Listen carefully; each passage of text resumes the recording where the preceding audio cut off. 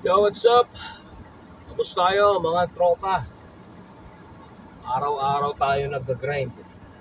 Na lahat kayo pagpalain din ng Panginoon. Diba? Sikap lang tayo ng sikap. Kahit na maraming hadlang. Basta tuloy-tuloy lang sa pangarap natin mga kapatid. Walang imposible. Diba? Ngayong araw na to, kaka-deliver lang natin. Kaya sipag lang. Ayan talaga si Tito Badang. Kahit malakas ang hangover.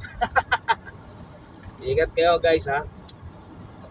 Sa lahat ng mga mapanapak ng tao, bayaan nyo sila. Hanggang dyan lang kasi ang kaya nila eh. Importante yung tayo, nagsisikap tayo. Di ba, pinapakita mo yung the best mo para sa kanila. Di ba, yun lang yun. Iba yun eh. Iba yung kumakayod ka para sa pamilya. Hindi yung nangungupal ka lang, tapos wala ka namang ibubuga. Kaya kung pinaka the best, maging mabuting tao tayo lagi. Minsan, kasama na natin yan eh. Yung pagiging kulangot, di ba? Normal na yan eh. Kung ako sa inyo, maging goods. Pero kung kailangan natin maging palcoops, kaya natin gawin yun.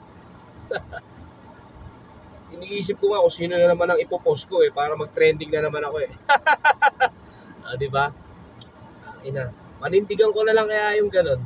Di ba? Yung pagiging palcoops talaga, kahit hindi naman ako ganun sa totoong buhay. Masakit lang ako magsalita kasi totoo eh. Di ba? Mahirap naman na maging sinungaling tayo. Nakikita na natin eh. Kung may patotoo ka at kaya mo patunayan, sabihin mo. Diba? Pero kung di nyo kayang patunayan, manahimik kayo. Di ba? Ganun lang eh. Ganun lang pa rin dito Badang. Tsaka dito sa Baguio, masarap dito guys. Sobra. Pinaka the best. Ang rito, ang klima.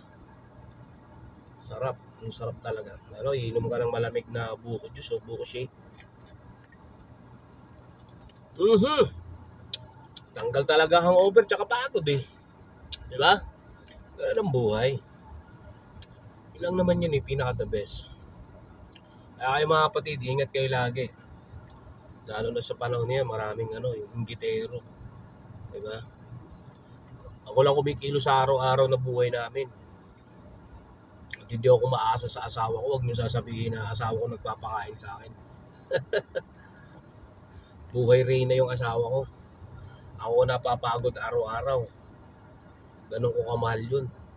Pati anak ko. Diba? Kaya huwag nyo sasabihin ganun. Diba? Kaya napakasimple lang ng buhay. Diba? Kaya shake muna tayo.